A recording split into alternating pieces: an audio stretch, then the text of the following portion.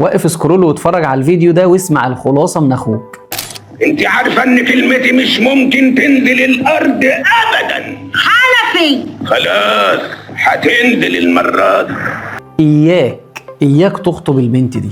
دخلت البيت لقيت الام هي اللي مسيطره وممشيه الدنيا، والاب راكن على جنب لا بيهش ولا بينش. اوعى تتجوز بنته، خد ديلك في اسنانك واخلع من الجوازه دي يا حبيب اخوك. وهقول لك ليه بكل بساطه. البنت اللي اتربت في بيت زي بيت حنفي ما شافتش عمرها راجل بيمشي كلمته، ما عرفتش معنى الخضوع للزوج، ما عرفتش معنى حسن التبعل للزوج، ما شافتش في حياتها حاضر ونعم، ما شافتش راجل قوام بيمشي كلامه على بيته وعلى اسرته. ولو حبيت تبقى راجل معاها وقوام بما يرضي الله، هي مش هتستحمل ومش هتديك الفرصه، وهتفضل انت وهي في صراعات لحد اخر يوم في عمرك. علشان كده بقول لك لو دخلت بيت ولقيت السيطره الكامله للست، انا بقول لك ما تكملش في الخطوبه دي وقلبك مستريح، مهما كانت المغريات ومهما كانت المميزات التانيه اللي عند البنت.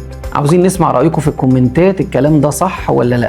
وهل البيت ده بيت يتناسب ولا لا؟ ما تنساش تعمل لايك وشير واشتراك للقناه.